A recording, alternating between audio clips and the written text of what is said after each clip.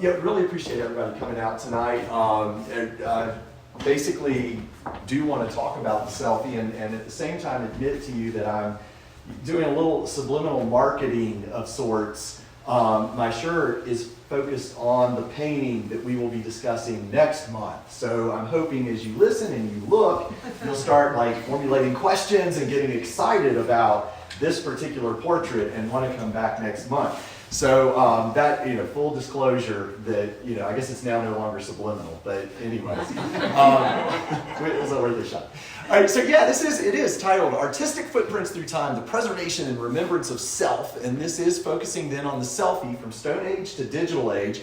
I do want to take us through a broad spectrum of time in regard to looking at this phenomenon of self-representation, basically in art and its many forms, but then take us into the metaverse. That's a new part to this. I've never really talked about that side of it, so a lot has happened since, I guess, when I did this presentation. This is like 10 years ago. I did something on the selfie, and this is a now updated version of it with news content and all of that. But a lot has changed with AI in just the past 3 years, even with generative AI and what all is going on in that arena. And so I'll sort of, lead us up to that version of the selfie that is in the metasphere, or the metaverse, I guess I should say, and see what that ends up looking like. So to begin with, though, is we need to turn this on. All right. One of the sort of themes that I guess I'm wanting to capture in all of this is really tied back to a mural that you may have seen at the Taubman Museum of Art. You can't see it anymore. It's been painted over. There's a new mural that's there. But from 2018 to 2022, the Taubman Museum of Art had a mural outside, just right outside the front entrance. It was by Mikhail Broth, who's out of Richmond, actually, so a Virginia artist. He did this wonderful mural that was very colorful, had a lot of imagery, a lot of symbolism in it, personal references to events in it, but its title for the mural was "Everyone Wants to Leave Their Mark," and I thought that would be appropriate. Yes? I just was thinking about that too. I got it. Yeah, thank you. Makes it a prettier picture. It does. Makes it pop more. So yeah, there we go. Yes. Yeah. So this title, "Everyone Wants to Leave Their Mark," is part of what's driving some of the thoughts behind this particular presentation and the selfie. The idea that at some level there's something within us as humans that we want to somehow say we were here in some maybe small way for most of us, and then a few of us do something amazing and leave a huge mark. Whether that be founding a company that employs thousands of people, or invents something amazing that changes our lives, or what have you, or whether it's just that you're there for your family and you support your family and you've left your mark in this world. And there's been this, in my opinion, a drive in all of us as humans to somehow leave behind that mark of some sort. Now, I do have the outline here of this remembrance of self. It's not just about the selfie. It is going to be about portraiture as well in different formats and such. This is, as you know, on the selfie, but then next month we're going to look at "A Wise Man Will Find Us to Be Rogues" by our face. And that is looking at physiognomy and portraiture. And I'll explain that actually to set you all up for next month here in this presentation. The third talk is going to be "You Cannot Paint Her Too Beautiful for My Imagination: Domesticity, Death, and Photography in a 19th Century Portrait." And then the last presentation in this series is "Art versus Tyranny: The Ultimate Selfie." We will sort of go back to a concept of selfie, but it's going to focus primarily on one work of art and explore some possible meaning within that work. I don't want to give too much away, but shameless promotion as well. Throughout this presentation, you're going to get to see a preview of every painting we're going to be talking about as well. So there are like commercial breaks baked into the actual presentation, and you won't really be able to tell it's a commercial break until it actually hits you in the face. And so, not literally, don't worry. And so, So that is the series, Artistic Footprints Through Time. Tonight, again, the selfie from Stone Age to Digital Age. And I do have some opening warnings, assumptions, and caveats, okay? First of all, right off the bat, my background, my training is history. I have a master's degree in history from Old Dominion University, concentrated in colonial American history, but my research has spanned into the 19th century as well. Some of my more exciting projects have actually been more in the 19th century than in the 18th in particular, which is what I focused on in grad school predominantly. But the point is, I do not have training in psychology or really sociology, except for as a social historian, but we all know that's just where historians grab verbiage from another discipline and then claim it and try to use it inappropriately or inaccurately. But nonetheless, I don't have training in those areas, and so I'm not going to get so much into some of the social concerns about selfies and about self-esteem, about cyberbullying, and some of the things that accompany all of that. I'm going to look at this from a fairly naive and innocent kind of perspective on the whole process. But this is a PG-13 rating. I do feel I need to tell you, we are talking about selfies. Immediately you can think of what some people take as selfies, okay? Now, I kept the imagery tame, okay? Especially because my wife's here, all right? Yeah. But let's just say, had to be real careful in the coffee shop as I was Googling some of this, to get the imagery and everything. So it is PG-13. There are some risque images, nothing too over the top by any means, but there are some risque images. And there is a slight reference at times to death and actually suicide. So I do just want you to be prepared that that is in here. Second, assumption. Again, not a psychologist, but I really like Jung. I don't know. I just am really attracted to him with his archetypes and the concept of a collective unconscious. I get exposed a lot of that in of all places in business. And some of the discussions that we talk about in business now in regard to how we approach problems and a concept that in essence, when we're at the board table talking about big business decisions and a new idea comes up, we revert back to our prehistory fight or flight mentalities that those of us in the prehistory period in the savannas of East Africa, those that ran because they saw the saber-toothed tiger, lived and reproduced. Those that thought cute kitty, going to go up and play, did not live and reproduce. And thus, we are a fairly conservative, we evolved that way. And many times in the boardroom, when we throw out a new idea, you've seen it. Anybody in business has seen a reaction of, well, we can't do that. And it's almost like you just threw a saber-toothed tiger in the room, and it's, no, we just want to try a new marketing strategy or something like that. So I think there is something along these lines, and for this presentation, I am looking at sort of a collective unconscious in regard to the identity of self and how to represent one's self. Now, we do it differently in different cultures, but we as humans, no matter where we grew up, there seems to be this desire to still somehow make that mark, to be a part of the community, to be known, and so forth in a positive way. Another assumption is that I truly believe dialogue and questioning are just essential in society.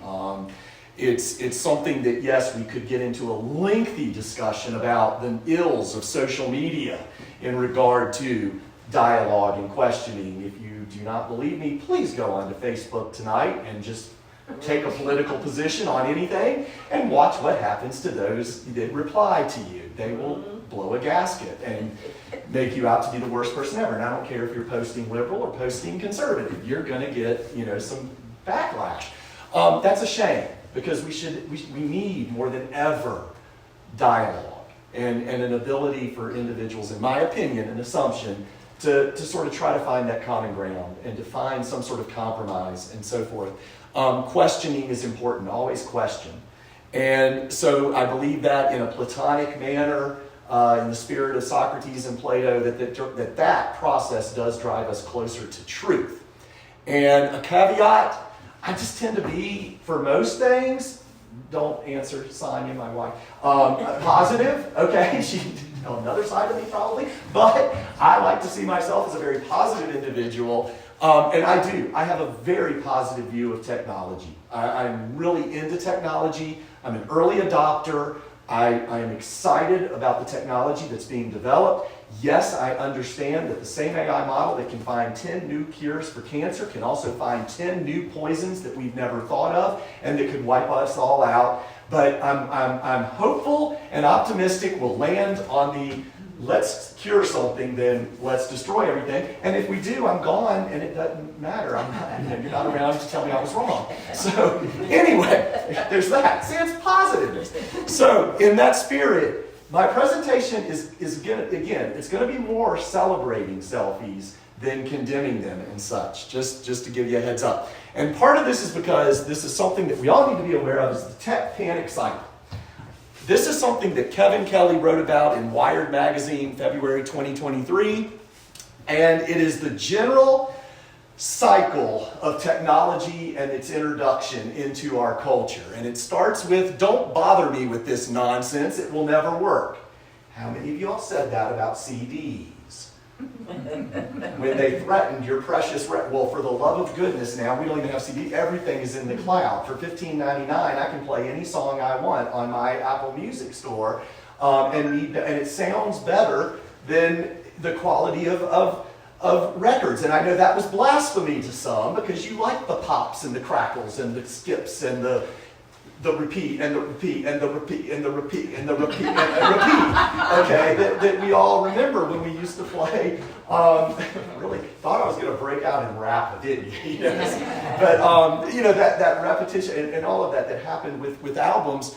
I embrace it. I embrace the digital. I love it. I enjoy that I can just simply now talk into a device and it will play some great 80s song and get me away from where I am negative, this 21st century stuff that's sampling our 80s music, which was the best music ever. Now that's just a fact. Okay, all right, then. We can give some of you the 70s, but that's about it. All right, anything after the 80s, we're down there. 60s. So we start with this, but then the technology, it just starts to grow and you can't escape it. So you start thinking, all right, it's happening, but it's dangerous because it doesn't work well. And then it moves into, wait, it works too well. We need to contain it. We need to do something. And then it goes into, this stuff is so powerful that it's not fair to those without access to it. Broadband initiative going on right now. Okay, I serve as president and CEO with Virginia 811. That's my little plug there for Virginia 811. If you are going to excavate, you make sure you contact 811 so you get underground utilities marked. Well, let me tell you, there are billions of dollars being spent on the infrastructure bill over the past couple of years to get fiber to rural homes. Some of those are right in this area, okay? This, in my opinion, is a noble effort because we saw how you needed internet during the pandemic. And we had kids in rural areas driving hours, a couple of hours, to get to a free Wi-Fi site just to be able to participate in school. So this is a way that the government is helping to subsidize that and get the fiber in the ground. We as a company are busy because of this, because there's a lot of digging going on. But this is where we get into, it's so powerful, it's not fair for those who don't have it. We need to make up for it. We move on. Now it's everywhere and there is no way to escape it. Not fair. How many of y'all feel like that? With your phones and so forth, and your, spouses or friends, kids, getting after you because you're looking at the phone at the dinner table or what have you. Then we go on to, well, I'm going to give it up for a month, right? It's called digital detox now. Like the millennials, they're all into this digital detox thing. And I'm like, I was digital detox for the first 30 some years of my life. I don't want to go back. Don't digital detox me. I'm like, this is really cool. I don't want to go back, me personally. It's like the millennials, they're getting photographs again, record players. And it's like, wait, you're going the wrong way. We have a metaverse to explore. Let's do that. All right, so then, see how I'm positive about the technology? Love the technology. Let's focus on the real problem, which is the next current thing. And then we're right back to, don't bother me with this. Okay, we have seen this speeding up the past 25, 30 years. We have lived through this. We have lived through an incredible period of history in regard to technological advancement. And we have constantly been swept up in this cycle. But it's not new to us. The telephone, 1909. The telephone has destroyed all the privacy of society, said the society girl. It breaks in on everything. Nothing is sacred to it. You may be saying your prayers, the telephone, or in the midst of your bath, the telephone, or doing up your back hair, or worse of all, a delightful man may be making love to you when cling, cling, cling, the telephone. All right, stop right there. This is PG-13, stop. In 1909, making love meant courting. It did not mean what you are thinking. It did not mean that. Okay, that's not until the 1920s. All right, that's when that changed the meaning. Okay, so she means some guy is courting her. That's it. Safe, platonic, good stuff. Okay. All right. The telephone breaks off the thread of his theme, and he fails to resume it. The telephone. That sounds even more risky. It does, but that's why I had to clean it up real quick. All right, wanted Diana to ask us back again. So anyway, this is evidence, though, that again, even with the telephone, it was an intrusion upon our privacy and such. And now look at it. I mean, it took until 1940s before it was finally officially decided that to say hello was an adequate way, proper etiquette to answer the telephone. It took until the 1940s before that became the ubiquitous standard for how do you answer this thing, because people were slow to adopt and so forth.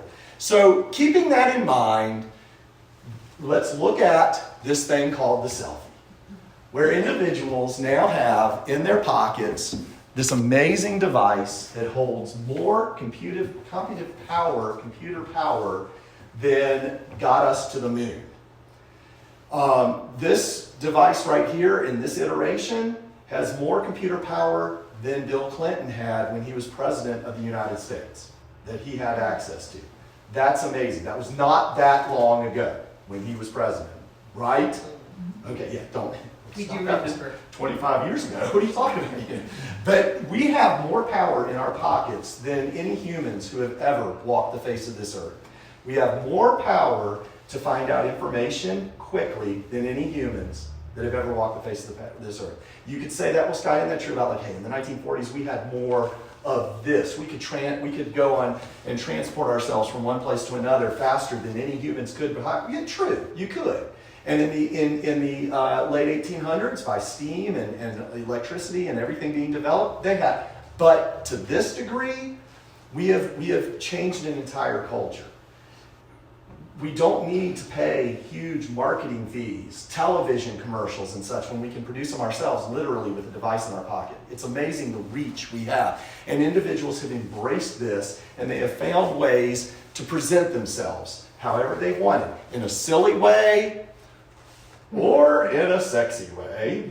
They're all trying to make a statement. They're trying to come forth, and yes, to be fair, we got to be fair. I did not look at any of these images, Sonia. We have individuals that are trying to present themselves a certain way. There is thought that goes into these. There are multiple takes that go into these. There are times when you finally just get it right after 15 takes. And there's times when it can't help but be perfect. Oh my God. And then there are times when we're left scratching our heads. Is this the appropriate time to take a selfie at a funeral? Well, President Obama and the prime ministers of Britain and the Netherlands felt it was appropriate at Nelson Mandela's funeral. Michelle does not look happy. I'm just saying. I am guaranteeing you, I don't care if he was the leader of the free world, there was a talk that night. And he was not on the winning end, in my opinion. But anyway, there's fun here with the selfie. And in fact, Tumblr stated with selfies at funerals, Obama has taken a funeral selfie, so our work here is done. Selfies have won out. When you have a president and two prime ministers, let's remember, together taking a selfie at a funeral, okay, the selfie is here to stay. Politicians are starstruck too and want to get their selfies made. Just to be fair, it's not just Democrats, it's Republicans too. Kevin Mira, sadly he lost his son to an overdose, and he founded City of Angels, which is a nonprofit organization to help parents dealing with the loss of children to overdose. And he was a part of a group that was invited to the White House during Trump's first administration. And he wrote about, he had a very comical blog about his visit to the White House. He took pictures of toilets, all sorts of, fun stuff. And he did see Trump, obviously, and he said, could I get a selfie? And Trump's response was, yeah, I got one, just a minute, it's gotta be fast. And then he took the safe, got it. Pence, Vice President Pence, did not get the selfie with him. He refused, so for whatever reason. But even Republicans take selfies, okay? Both sides of the aisle are into the selfies. Even our pet-friendly friends, our animal friends take selfies. And even works of art have reportedly been getting in on the craze as well. Mona Lisa has some darn good duck lips on there, okay, that she was able to muster up. Unfortunately, the girl with the pearl earring blocked her pearl. Yeah, I mean, what the heck? That is called a Sophie fail, okay, when that happens. You do not take a bathroom selfie like this when your children are right there in the scene. And you definitely, please don't take a selfie when your friend is back there on the toilet. Those are selfie fails, and they do exist. Selfie, as far as a definition, is a photograph that one has taken of oneself, typically one taken with a smartphone or webcam and uploaded to a social media website. We are going to work with a broader definition of selfie tonight. I feel it's any representation in art of yourself. It's a representation that you want to advance through any type of media of yourself. The word selfie, if you've ever used the Google Books Ngram Viewer, which with the library system, I would hope you've played with this a little bit. This is an amazing tool that you can use. Google developed it. You just Google Books Ngram Viewer, you'll find it. You can type in any words, okay, and it will show the frequency in the millions and millions of digitized texts that are available in the metaverse, in the internet world. And so then it will show the frequency those words are used at different times. Obviously, selfie, it took off with the advancement of mobile technology and iPhones in particular. And then it started to rise. The number of digitized texts here starts to run out. So they're still digitizing and trying to catch up. So this is not as accurate that it's not necessarily true that we have plateaued. It could still be on an upward trajectory, but at least we've been on an upward trend. And in fact, the number of annual selfies, 78 billion every year. 78 billion selfies taken. That's a lot of outstretched arms, taking pictures of oneself. Some other selfie trivia, just so you have good dinner conversation later. 2013, selfie was the word of the year. Back in 2013, guess what happened in 2014? Selfie was mentioned 500% more times than 2013. Selfie continues to be used in our vocabulary, even through the pandemic and after the pandemic. In fact, in 2022, it was made a National Selfie Day on June 21st. How many of y'all knew that? Did you know that June 20? Okay, all right, well now put it on your calendars. All right, June 21st, National Selfie Day. And 50 hours on average per person, 54 hours per year is devoted to taking selfies. Over a work week devoted to taking and posting selfies. I've never taken one. You got to start now. On June 21st, you got to make a note. We're going to take a selfie. Yes. All right. Also, around 95% of adults have taken a selfie, but only 9% of boomers. Okay. There is a generational kind of embracing or lack thereof of this particular phenomenon. 60% of people smile in selfies. So 40% don't. 40% have that seriously, for whatever reason. Women take 50% more selfies than men. This has been described as some, that now this has become, and again, man, you can get into some great gender studies topics with this whole phenomenon, okay? But some have argued this is like the digital male gaze that is so prevalent in art, with how women are depicted in art and the male gaze, and now it's extended into the metaverse as well. I keep saying metasphere, I don't know why. 43 people die taking selfies annually. Step on it, Fall for off something. Yes. You know, it depends on where you Google, but falling only came in third. Drowning was number one according to this list. But I did see other lists where they kind of flip-flopped.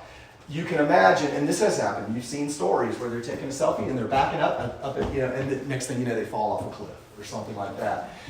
So it does happen. So it is something that's dangerous. You need to be careful. You don't want to get hit by a car or something. If the building's on fire, get out and then do the selfie. Okay, don't take the selfie while you're in the midst of the fire. That might be a cool effect, but you might not be able to get out and post it. Electrocution, firearms, holding guns inappropriately or doing things with guns that you shouldn't be. Not safe gun practicing and taking a selfie. Animals, you know, that can be dangerous where you're trying to get a selfie with a bear or something like that. And it's, you know, you got wildlife and it's like, oh, it's so cute, and you're getting closer and you're more focused on your picture, and the next thing you know, the thing turns on you. It happens, so be careful. And then I have no idea. Use your imagination as to other ways that someone could. But people are not the only ones that suffer due to selfies. Art suffers too. And here we have a beautiful statue in Lisbon.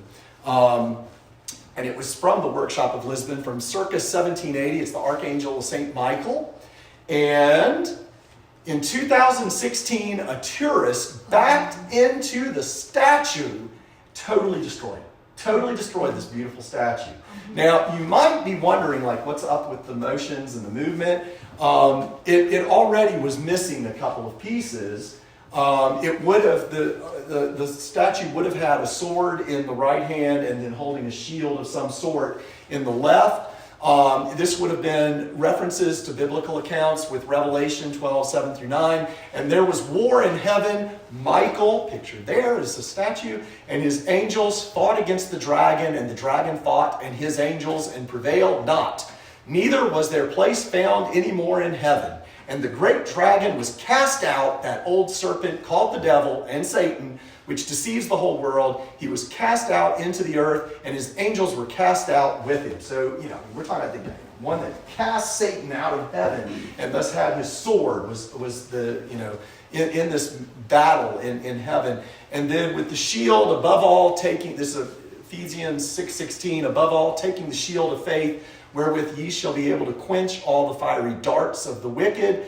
You have that armor that we hear about within Christian thought. Wherefore take unto you the whole armor of God, that ye may be able to withstand in the evil day, and having done all to stand. I couldn't help but bring in that reference, because there we see St. Michael standing on clouds. It shows his heavenly, ethereal kind of existence and so forth, and to continue to stand.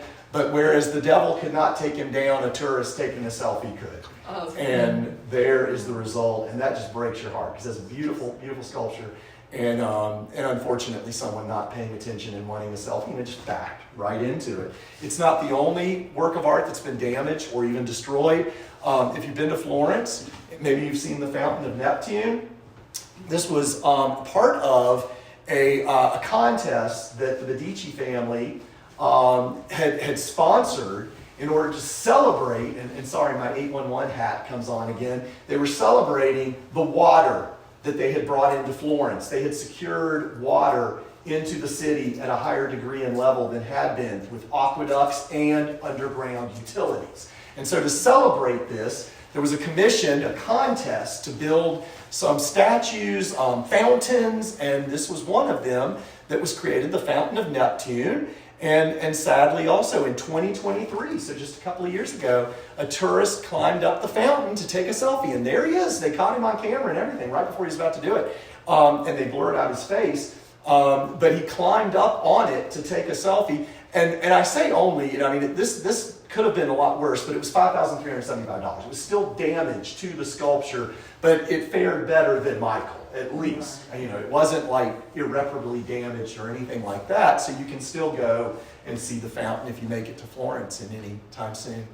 I threw into ChatGPT just because it's my friend, and I was asking it if it would give me a statistically valid estimation based on its understanding of this and what it's been trained on and then doing an internet search and so forth, If it could give me a statistically valid estimation of how many works of art have been destroyed or damaged due to selfies, you can take this with a total grain of salt. It means absolutely nothing other than an algorithm responded to me and did some sort of search on its own. But it argued that in its opinion, on a statistically valid estimation, being approximately 50 works of art have been damaged or destroyed due to selfies-related incidents over the past decade, from 2015 to 2025. I don't think that's far-fetched. It might be higher, it might be a little lower, but I think that's a darn good little estimate, I'll bet, in regard to some of the things that have gone on. Some of these, of course, I think we'd have to include lesser-known works of art and so forth, but it's still a work of art that was damaged or destroyed.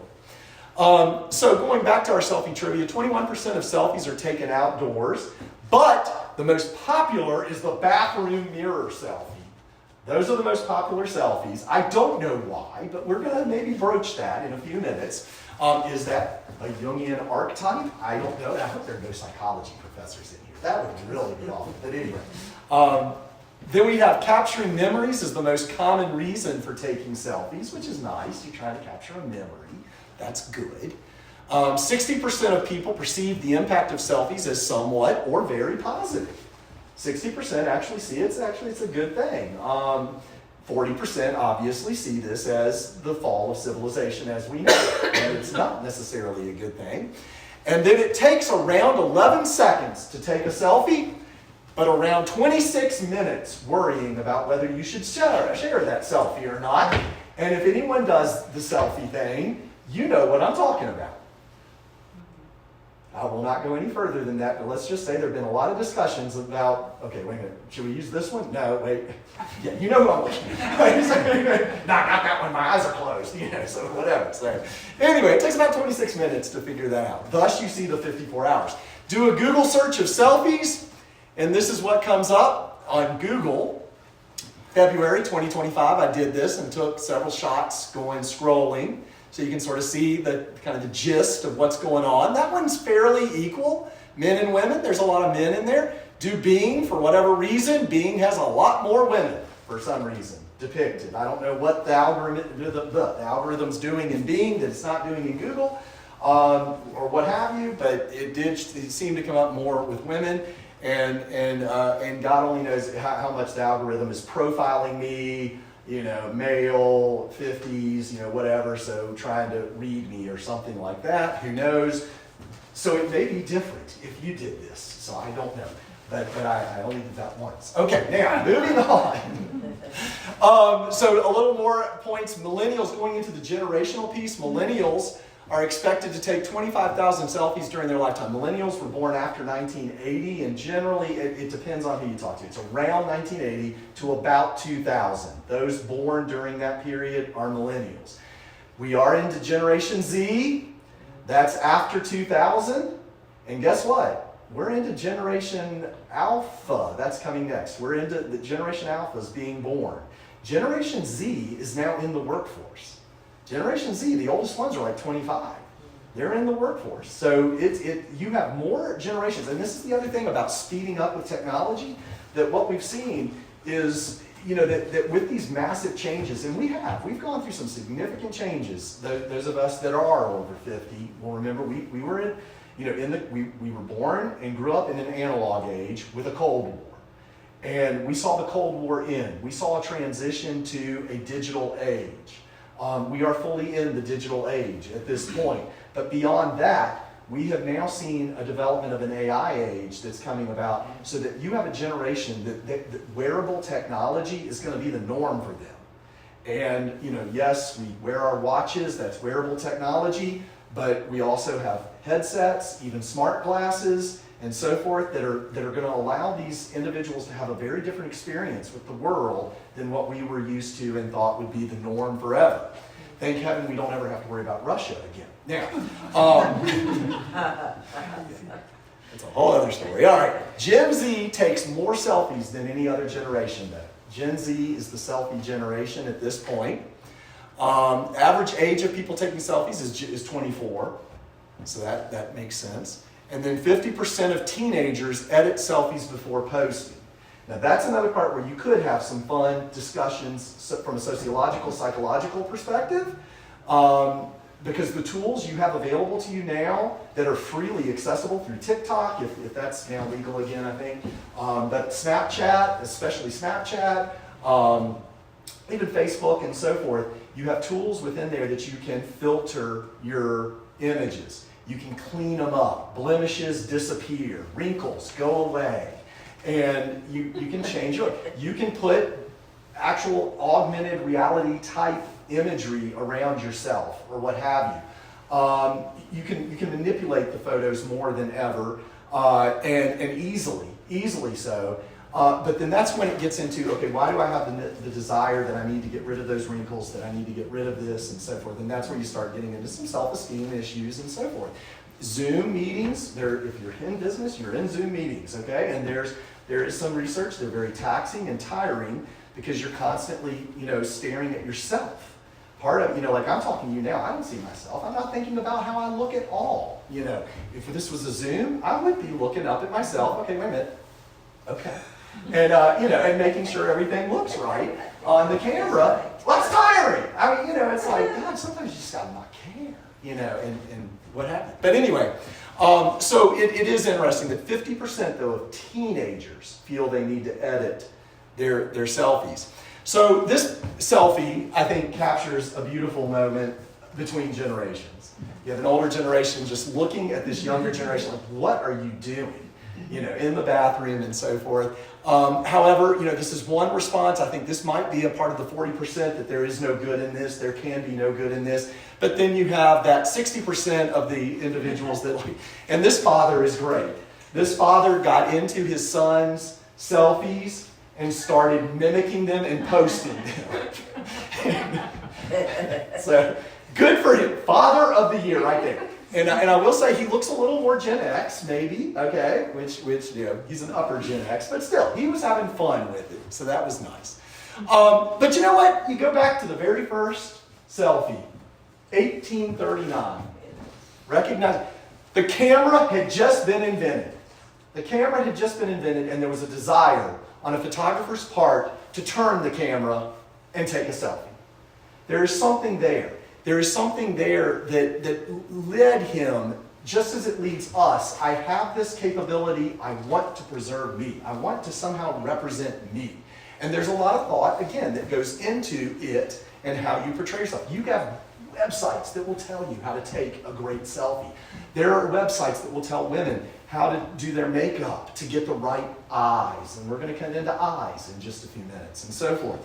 And so when you then go to something like this was back in the, it's about 12 years ago now, Rutgers University had a wonderful exhibit where they had a collection of these little photomatic, photo booth, little pictures.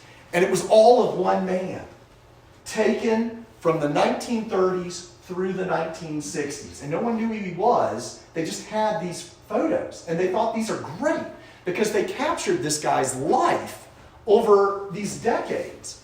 And as you start getting closer, you can start squinting and seeing that he took different types of pictures, wearing different clothes, of course, but some he's smiling, some he's looking serious, some he has props in. He had fun with this. And you see him getting older and aging, and they finally identified who he was. A relative came forward and said, "That's my uncle. That's Uncle Frank.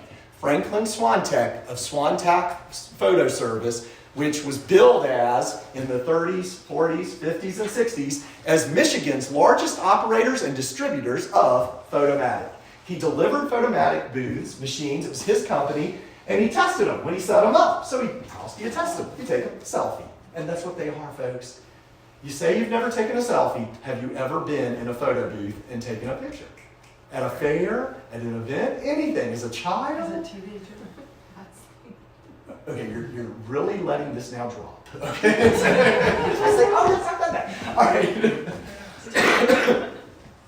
Well, if you haven't, you got to get to a photo booth, at least. But these are selfies.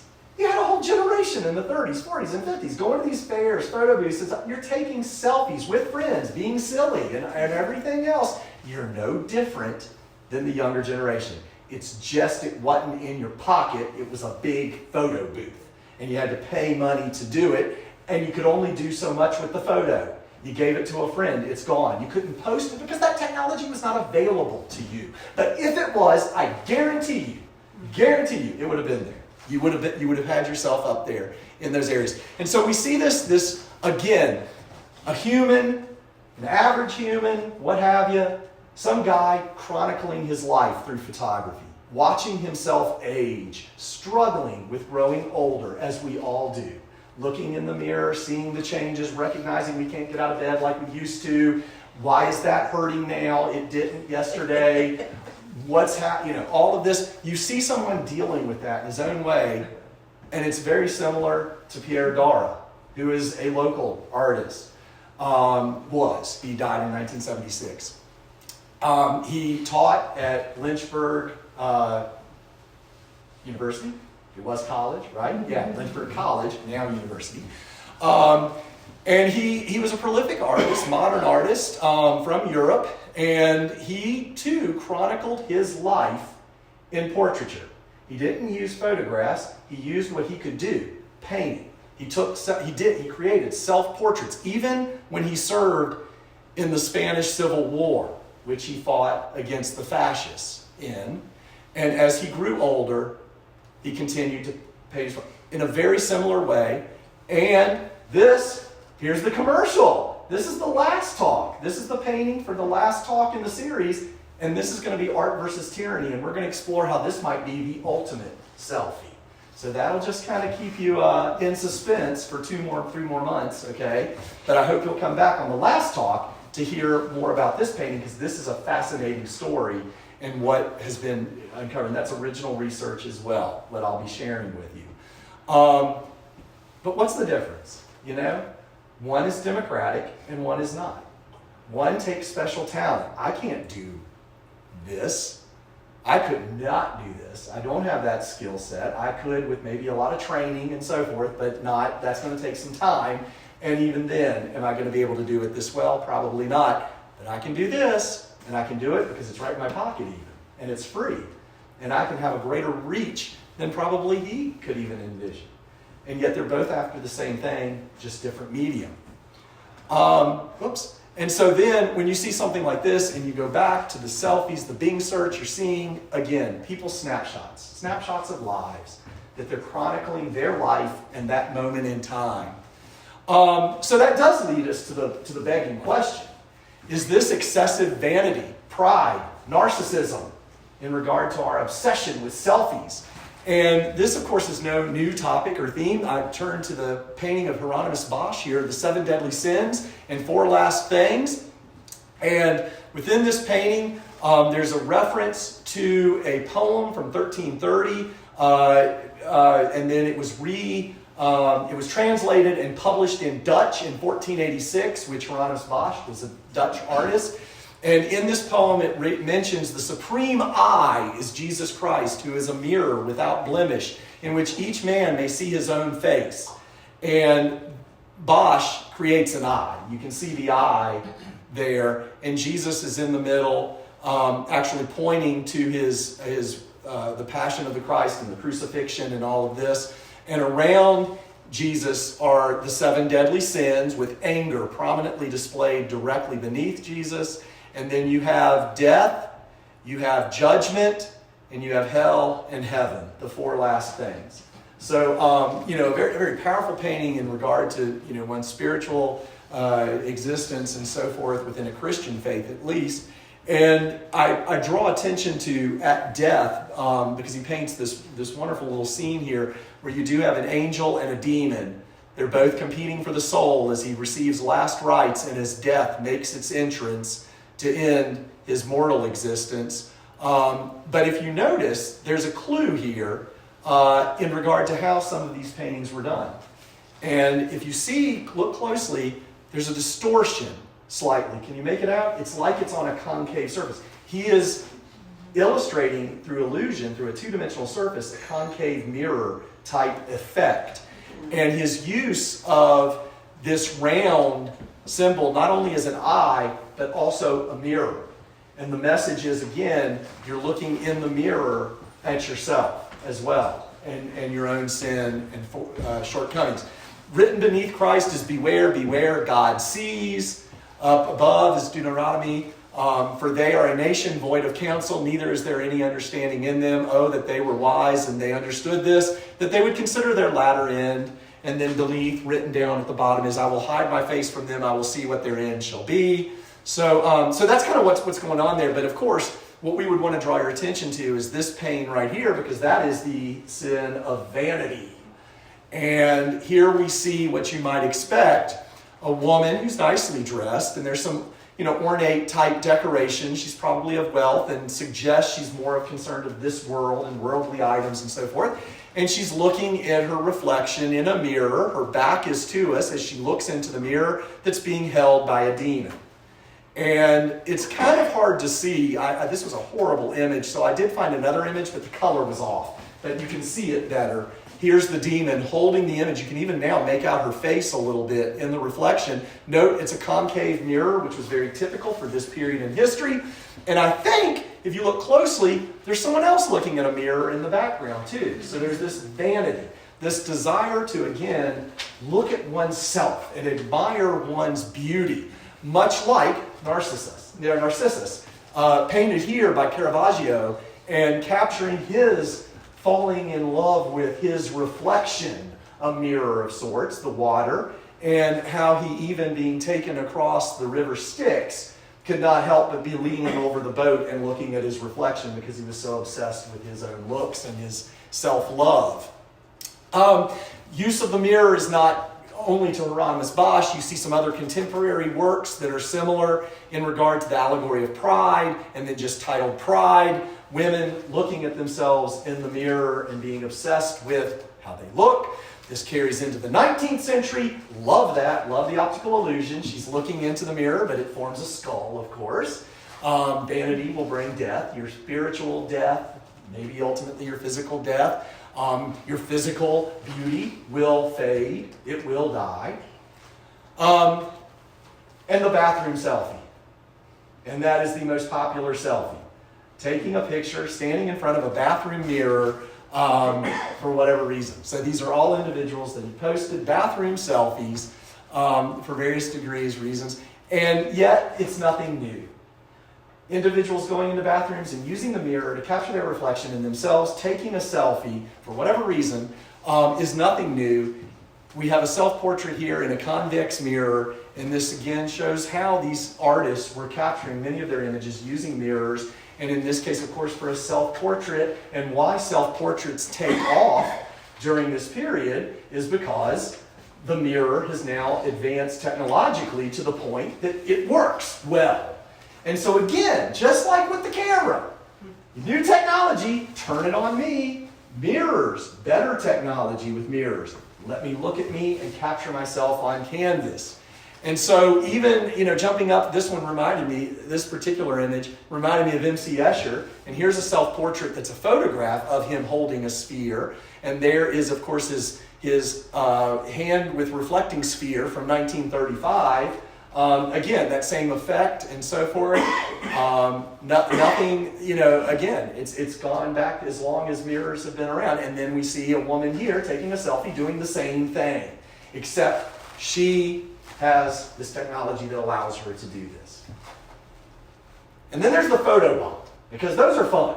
All right, the photo bomb is fun. That's a new thing, because with people taking pictures all over the place, you never know what's going on behind you in the picture, where somebody's going to jump in and do something. This is a former student of mine, that's why I still included him. Doug Scott, hilarious guy. Taught him when he was in 10th grade.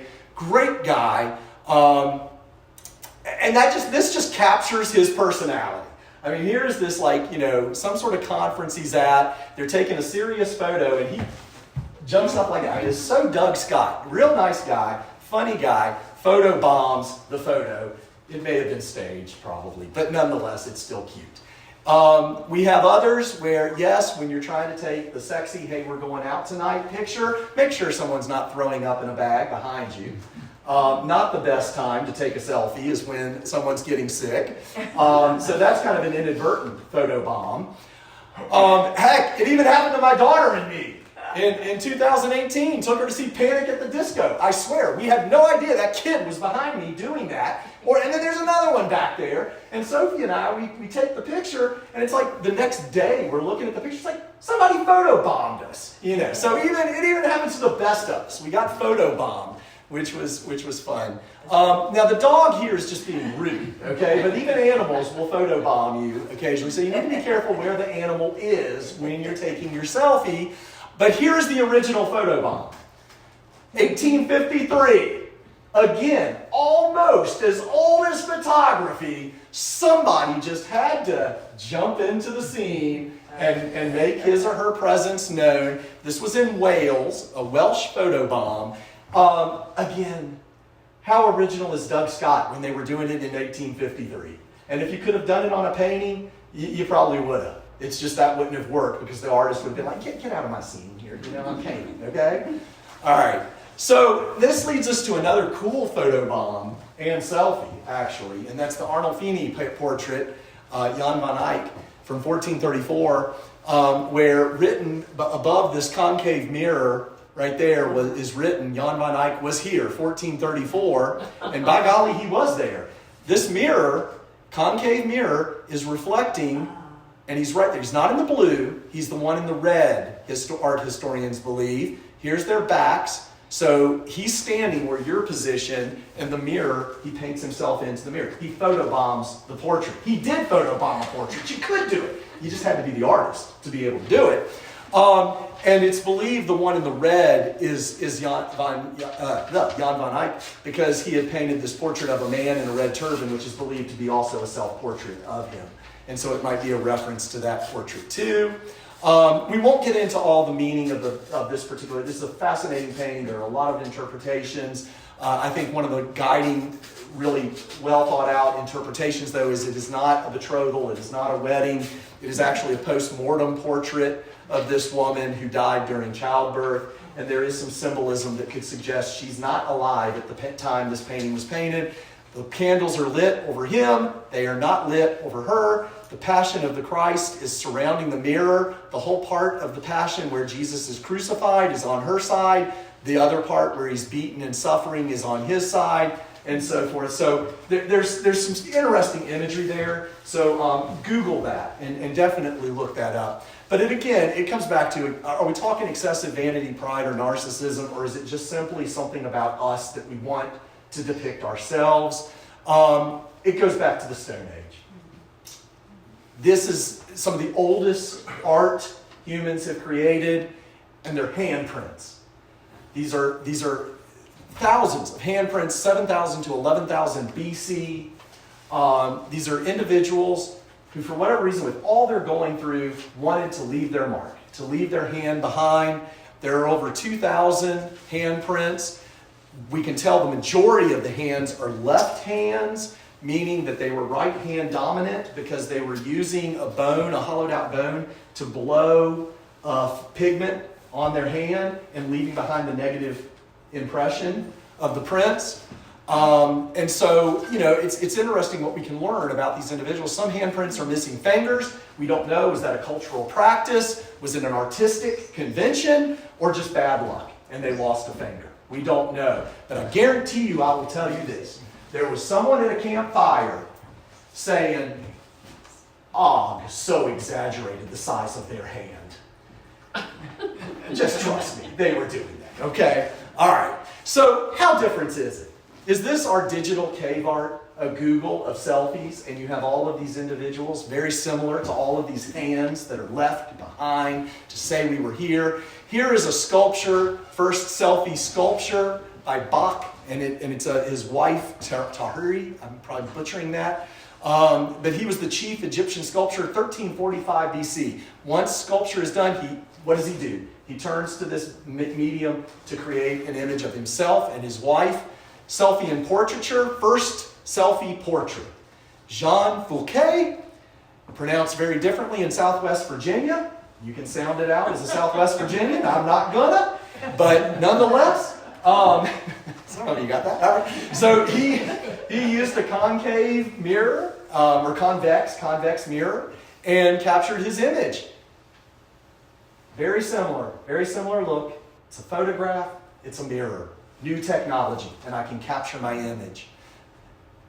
Albrecht Dürer, similar to our friend Pierre Dara, who captured his portrait over life. Dürer captures it during his early years, his youth. Still youth, and unfortunately, from my perspective, still youth. Okay, all right, still there. Lots of women like this one for some reason. A lot of women like that. In art history classes, the girls always like, "Oh, he's so cute." Well, I have good news for you. There's a real guy out there. Okay, I don't know where he is, but I mean, if you took the image and Googled it with an image search, you might find him. But nonetheless, it's the same thing. How much have we changed from 1500 to the 21st century? It's a similar look. Albert might be a little better looking, but still, he's trying. He's making an effort, you know? And then we have, of course, the self-portrait at work. And we have this woman, female artist, typically not as celebrated in art history. She, Catharina van Hemmesen, in 1548 did the first self-portrait at an easel of any sex. So it was a woman who first painted herself doing her job at an easel, painting, a work selfie. Followed, there were others, but also I wanted to highlight Judith Leister, who is a wonderful artist from the period. Love Judith Leister. And here we see she's got someone she's going to include in another one of her paintings. So it's kind of neat seeing the process in play there. She also did this wonderful painting, The Last Drop, which is a memento mori kind of message, that death is always with us. And then this artist took it another step and actually had death looking over him as he's at work painting. And so you start thinking, wow, can death be in a selfie? Well, okay, this was one of my warnings. Unfortunately, it can, because right when this selfie, this image was snapped, just by chance, someone jumped off the bridge. So again, in an inadvertent, unplanned way, a memento mori that death is always watching. Death is always with us, even when we're all smiling and happy. Self-portrait facing death. This is how Picasso in 1972 struggled with probably the knowledge he was dying, because he died in 1973, and captured a Cubist image. But we even have selfies that attempt to imitate Cubism by using tape to make your face all odd and weird and such. So even that can be in there. Van Gogh captured himself here, self-portrait of Van Gogh in his typical style, and then he painted himself again after he cut off the ear. This was in 1889. He lost his ear in December of 1888. Van Gogh cut off his left ear. It's his right one that's bandaged. It's just like that. Why? Mirror. It's a mirror image. So it's backwards. Always remember that when you're looking at these self-portraits, it's reversed. So this is actually his left ear, as is that when it was still attached. Then we see that reflected here for us by Johannes Gump, who did his self-portrait, looking at himself in the mirror to reveal how he's doing his selfie. But of course, the most famous one is Norman Rockwell, who does this as well. And notice how his pipe, it becomes reversed and everything else. So they're showing us how they're taking selfies at work. And again, Arnolfini with Jan van Eyck, he's taking a painting of himself as well at work. And then, of course, we have selfies at work. These are overwhelmingly women, for some reason. If you Google it, they're overwhelmingly women, and they're having fun at work. And they're, I think you would agree, they're trying to be cute. Yes, the Hooters one is just that was an easy softball there to throw at you. But still, they're all having fun in this way. But look at their eyes. And their eyes are reminiscent of another aesthetic that we find, going back to Queen Nefertiti. Thank you. I can't get the name out. Yeah. 14th century BC. Look at her eyes and compare them, except for this one who sort of widened them to be silly. Very similar eyes. There's an aesthetic there. That sort of almost Jungian archetypal kind of aesthetic that we see. And then we have Lily Martin Spencer, who did also, for, in my opinion, the 19th century, a very sort of progressive painting in regard to how she's portraying herself.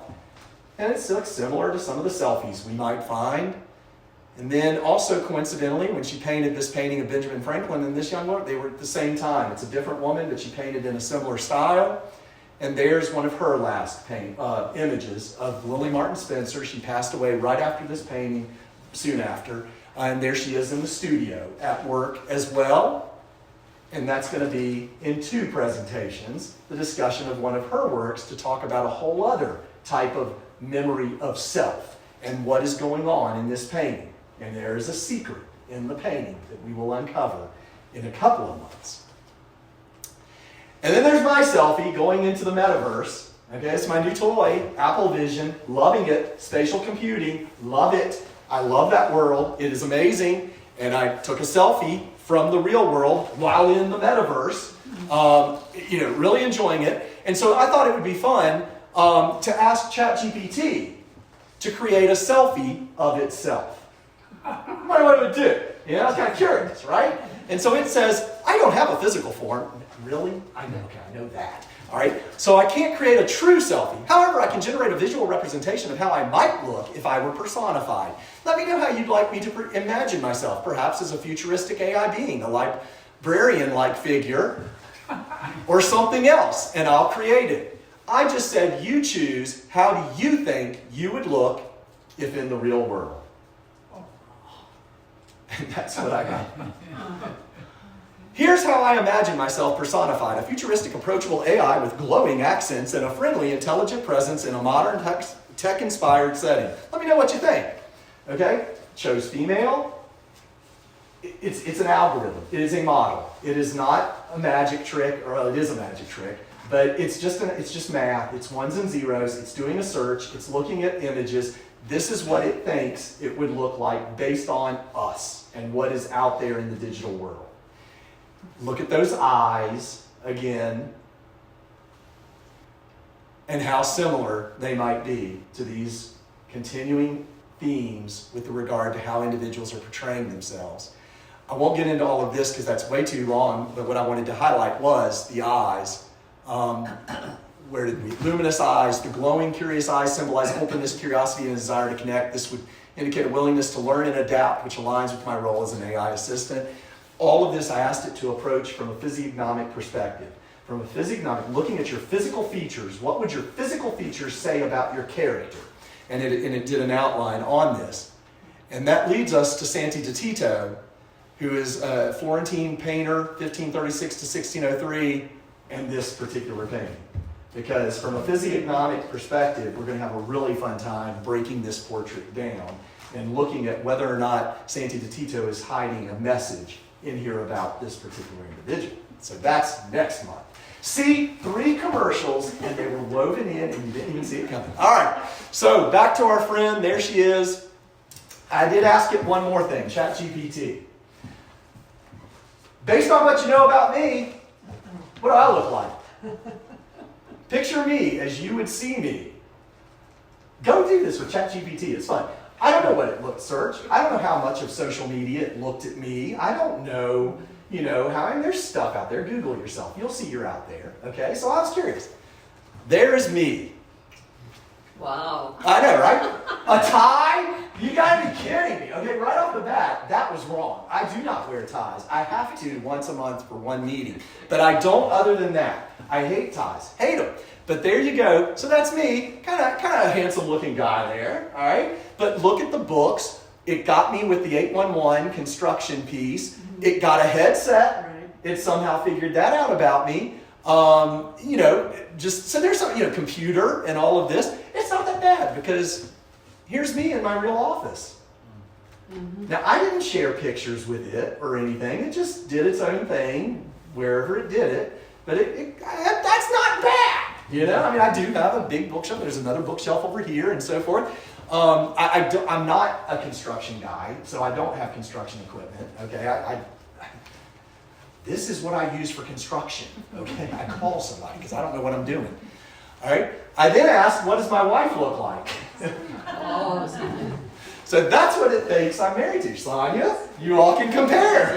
Very nice. It's kind of interesting. So there's some fun stuff with this metaverse and what you can do. And then Diana kind of gave us the last little push here toward the end, because she went to some exhibits up in D.C., and this was one of the images she shared with me that she took while she's up there. And I mean, how fortuitous. And it's Lucy Selfie, okay? By Elizabeth Daines, I guess, circa 2023. I didn't get a date on it, so I'm kind of guessing. I'm not even sure they did because it was an exhibit in process. Don't look at that one. Okay, yeah, it was, darn it, I ruined my surprise. All right, but yeah, I read this and it didn't have it. But anyway, there's the surprise. How different are we really? Lucy, I mean, this whole piece on the left here, guys, left, okay? This whole piece over here on the left, that is meant by the artist's statement to force us to think about our relationship with technology and so forth. And I love it because the Lucy, she's got the duck lips and, topless, of course, and doing a selfie. I mean, this is amazing. How much, would Lucy have done this with this technology? I think to some degree, yeah, probably so. And yet here we are, so much more advanced in the 21st century, and it all goes back still to this guy, Franz von Stuck. There he is, doing his portrait, and sin, the sin. And it's all about that. How much wiser are we as a human race, really? From when we were putting our hands up to when we were putting our hands out. How much wiser have we been? And it's a timeless theme. And the scary thing about von Stuck is here he did the wild chase. You probably noticed about him. This is Wotan, the god of war. Look at our friend. Whoops. Look at our quote-unquote friend. Who does that look like? Adolf Hitler. Looks like Edgar Allan Poe. Or Edgar Allan Poe. Yes, it does have a Poe look to it too. Well, he was recognized. He painted this the year Hitler was born. Now that's just a coincidence and so forth, but it is kind of scary. And Hitler loved this artist. And Hitler said his mother, the reason he liked it, Medusa, von Stuck's depiction of Medusa, that's Hitler's mother. They had the same eyes. And it goes back to eyes yet again. These are not those seductive eyes. Maybe I'm biased because I don't think she could be anything that as Hitler could be pretty, but nonetheless, Medusa's not, definitely, the big round eyes and so forth. So Lucy, this work of art is really cool because it lets us reflect a little bit about our relationship with technology and whether we've changed or not. So I went just a couple minutes over. I apologize. I have no idea how long to go, but I do have time for questions if anybody has time to ask them. I'd love to. Where did your statistics come from? For all the selfie, went to two sites. If you Google selfie statistics, there's some reputable sites that have some. Some of them will contradict a little bit. It's a little bit of a guessing game in regard to some of these percentages, but tried to take between the two some of what they were both agreeing on. So you don't have any idea how they were generated? No. It was just, again, tech magazines, technology magazines, that kind of thing that were coming out with these numbers and such. So yeah, pseudoscience here. Don't quote the stats as 100% reliable. Kind of like ChatGPT. Don't say that there's been like 50 works of art damaged or destroyed. It's more just looking at what you can do with the information. And it's a good point, because one of the biggest challenges with the information age that we're living in is vetting information. And we're not doing enough of that. And there's a lot of bad information out there. And these AI models are also getting trained on bad information. So you always have to take this, with some, with a critical eye. And, so good. Are you recording this? I hope it's recording. I recorded his voice on the phone, and hopefully he'll share his presentation, and we'll get I've shared it with all people, if you recorded it, it's fantastic. We hope it did. Good job there. It's moving when I talk, so okay. I think it's still recording. Yeah, edit that part out. Are those eyes to the shoulders? I think they're just extra lights in the joints. I'm not sure. It could be eyes. I think they're just additional lighting that it put in there for whatever reason. And For whatever reason. For whatever it was thinking and doing. And this does get into a whole other, big debate now. How much of AI is, art is art? Is it art? And there's a great debate going on with that. But do remember, artists reacted to the photography and the camera saying that was not art. That is not art. It's machine produced. It is not art. And I think we would very much disagree with that today. It'll be interesting to see how art can evolve in an interesting way with this, I think. But again, I'm the positive one. I'm like optimistic. Yeah. One more question. When we came to computers, we were doing it in what we call million multipliers. You know, with other places, the multipliers were 10, 20, 100, and now you have million. Mm-hmm. Then with wireless, we've become a million multiplier of a million multiplier. And as you were showing all of these pictures, there was a collapse in time. Thousands of years, hundreds of years, Yes. 10 Yes. years. Yes. So now, if we get something else that also brings it faster, are we going to narrow ourselves in some way? Quantum theorists would love this discussion because that's where theoretically we're headed is toward that next level. I mean, Moore's law now, we're exceeding Moore's law even. And the concept of quantum computing will be a true game changer. And that is where, again, it will be so fast and be able to examine data at a speed that's just uncomprehendable. And so what are we going to be like when we become in that singularity existence and so forth? Quantum computing has a lot more time to. It does. We're not getting it tomorrow. It's just starting and Probably it's, not my lifetime, unfortunately. I told my wife, I said, I hate it because there's just so much happening. I just want to be alive to see it. And she's like, yeah, like our children growing up and having grandchildren. And I'm like, that too. Yeah, that too. Yeah. Yes. I don't know that I have a question, but I'm just observing how many of the photos were sexualized. I mean, I'm sorry. Sexualized. Yes. And so when you talked about the male gaze, I'm wondering, is it women trying to perform for that male gaze? And I know women can be sexual creatures. I don't mean to suggest they are. No question there, just noticing how many boobs there were. It is. And that was cleavage. that was the what it was sort of trying to get across without stating it, but you're exactly right. It's showing especially the being image, and it's just that's what's coming up first. All of these images. It's out there. Women take more self, and that's why I'm saying there's a whole gender studies piece and sociological, psychological, body image. My daughter's doing a lot of research she's doing psychology and looking at how social media is affecting women in regard to body image and eating disorders and so forth. Because they're going on and seeing this and thinking this is normal, this is what I must be, this is perfection. I mean, there is a downside. I'm heavy, and I'm not taking a picture of myself. There is a dark side to all of this, definitely. But I think what the ultimate message here is how much of it's the technology versus how much of it's us. I think the technology has become the new mirror, and it magnifies who we are to a degree that is so much bigger. I have an anecdote about that in regards to AI and what you were asking as far as questions and how much of a watered down answer it gave you. Last summer, I got over my own shame about my sexual interest, so I decided to go see the Miss Virginia pageant when it was held at the Berglund Center without feeling guilty about doing so. I noticed when I was there that they had the interview section.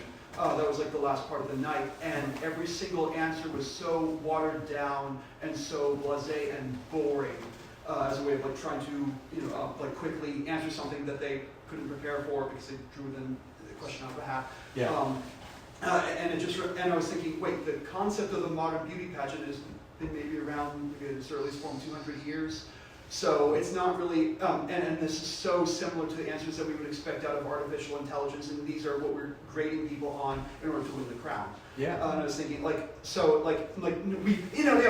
not really, we shouldn't be really worried about AI nearly as much as the fact that we were motivated to make it because we always were wanting to go this way anyway. No, I think, you have some points there, exactly. And again, when these models and algorithms are showing us things that we don't want to see, and they are, they're driven to get likes, and they want to engage. They're trying to get you onto that social media platform to stay, and it's going to give you content that it knows it's going to. So how much of it is the algorithm's fault versus our fault because of what we click on and what we like, and then it's just magnified. It's just made so much bigger. I don't know. It's, I mean, it's again, there still are some good things. We have done something with, worked with Virginia Tech through my business at Virginia 811, and we designed and created with Virginia Tech an AI algorithm that audits our web tickets at 100%. That's something humans, we just could not do. And that's bringing about safer digging excavation projects. So that's a good thing. And we do have a data ethics policy in place at my business that I made sure we put in place. We're designing a data integrity policy. These are the questions that businesses have to be talking about. What are our ethics? Ethics is essential. And in my personal opinion, ethics should be a part of every business curriculum there is, and not just business ethics. I mean ethics. Let's get into philosophy and so. But I'm a humanities guy, so what am I going to do? I wonder to what extent these selfies are an attempt to capture reality in a way that can be altered, so the more technology is involved, we're getting to the point that there is no real reality other than what we create in terms of what we present to others. Now, I don't really look like this. This is what I look like. Yeah. I don't really look there. Make yourself look better. And the scary part, well, okay, so two things there. First, we are increasingly, and this is a hardship on kids, especially teenagers, that there is this larger pressure on them to have two identities. There's the real world identity, but then there's a digital persona and identity, and how they portray, and you're having to navigate two different identities and all of that. But we are talking about realistically, not in the too far distant future, where that wearable technology I had that's like bulky and cumbersome, it's gonna be this. And when I look at you through this, these are gonna be smart glasses, and you can modify your looks in regard to how I see you through this, and it'll be seamless. And so that, to your point, what's the reality then? Is it how you are in a digital form or a physical form, and does that really matter? I mean, it's To a certain extent, it's nice to have the option. Yeah. When I was growing up as a child, I didn't have any option other than to see what I saw in the mirror. Yeah. But Which was always distorted. Which was distorted backwards. Mm-hmm. I mean, your mirror image, so that's not how you look. Yes, exactly. And and you're So basically what you're saying is these glasses allow you to have like basically beer goggles without the booze and the DUIs. Yes, that's correct. That's it. I've never heard it put that way, but I'm going to use that at some point. It's Okay. fantastic for things like that. Just keep them coming. Yeah. I like that. Yeah, well, and yeah. I mean, that's what it is. It's you can change how you look, and there's even talking about marketing where you're going to buy certain clothing, and it will come with a digital enhanced, augmented accessory that comes with it, and only people with the glasses on will be able to see the brooch that came with this. And I guess, and I mean, if you think it's too far-fetched, if you have a Gen Z kid, you will have witnessed literally hundreds, if not thousands of dollars being spent on virtual clothing for avatars in a virtual world like Fortnite and so forth. It is crazy what that business is doing.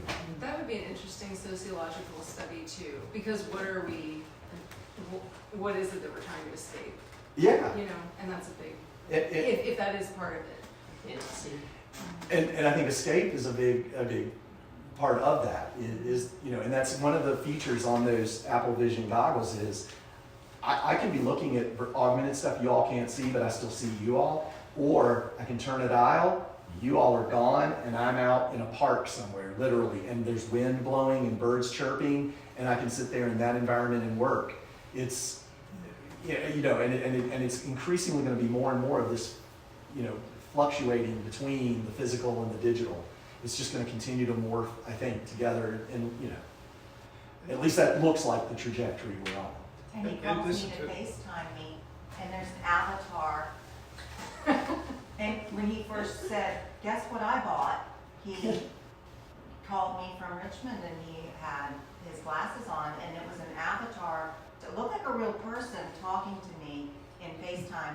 It was not him, it's the avatar created by the world he was in. Who do you think you're talking to? Him mixed with Elvis a little bit.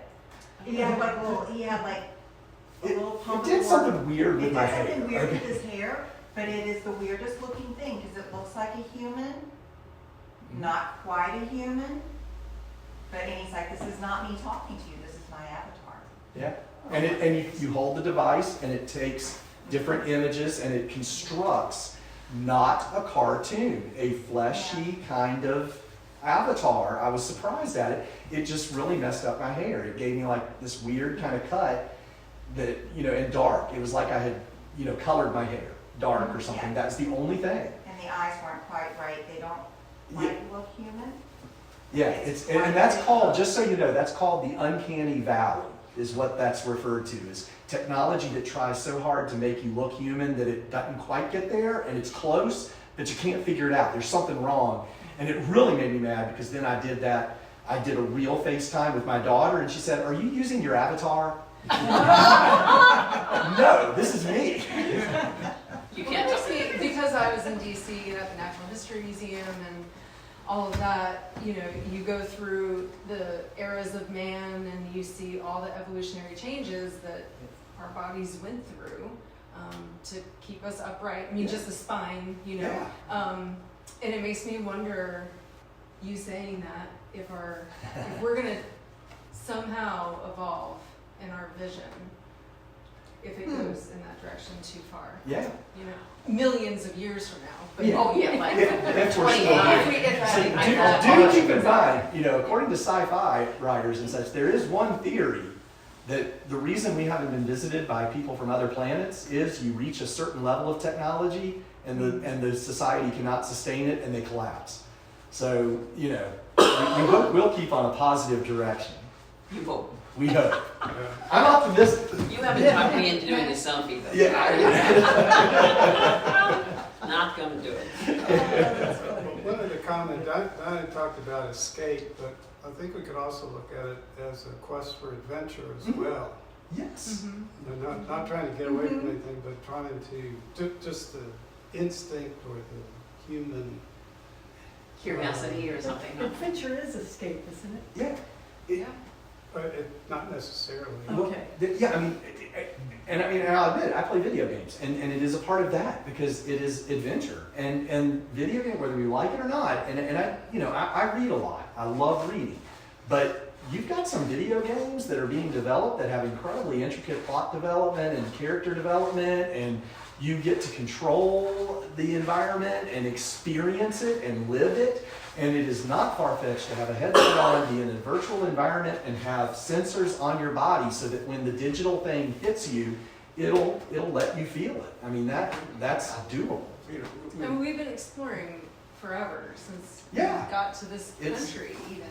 So it's a frontier that, just The new frontier, metaverse. I believe there was an author, Albert Camus, who was quoted, or to paraphrase it, something like, most of the problems of humanity come from the fact that we can't sit still in a box for about 5 minutes. Yeah.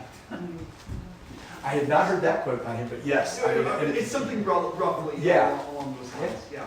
What we do, we have a natural design. From the savannah, we traveled out, and it was to explore. Well, we have the thing about, it used to be, if we were someplace, we didn't know what was happening anywhere else. And then we started visiting it, and then we started looking at postcards of it, or picture books. And now we're at a place where, do we really have to visit the pyramids? Because you could probably have a better tour virtually than you would if you went there. Certainly more comfortable. And this is another debate they've had with digital art and the digitization of art, and debates about, you take the Mona Lisa and now I can virtually look at it, but it's not the same as seeing it, and you get into it, but increasingly it's becoming the same, and you can look at the art closer than you could if I was at the museum. Now, I'm still going to be an advocate for go and see it at the museum and see the actual physical painting personally, but if I can't get to the Louvre, it's a cool experience to be able to look at a work of art and zoom in closer and actually see parts of the canvas that the artist didn't cover up on. It's The National amazing. the museum downtown, might have been National Geographic, had a room where you went in, they were excavating the church in Jerusalem, I mean, where Jesus is supposed to be buried. And I mean, you basically, the whole floor, it was 3D, Yeah. and you got vertigo if you walked, you know, Yeah. you could feel it, although it was just your eyes, but it was that incredible visiting experience, although you weren't anywhere near them. And it's just going to get increasingly more and more real. Right. And that, I mean, it's a fascinating time to be alive. And, you know, I want to see grandkids at some point, but this is cool. I mean, you know, kids are going to poop and throw up and all this. You know, this is like cool. You know. Well, I just Well- want to say, thank you, Scott. I think this was really enlightening. Well, And, thank you. Yes, and thank you all for coming. Yeah, thank you all very much. Thank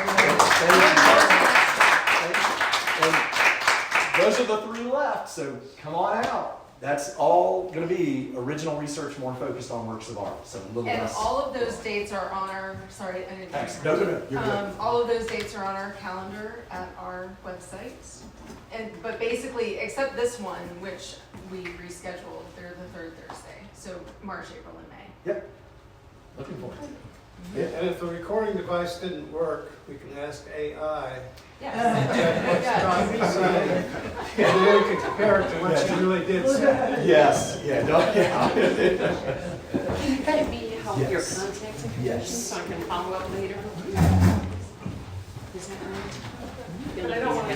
Christmas release.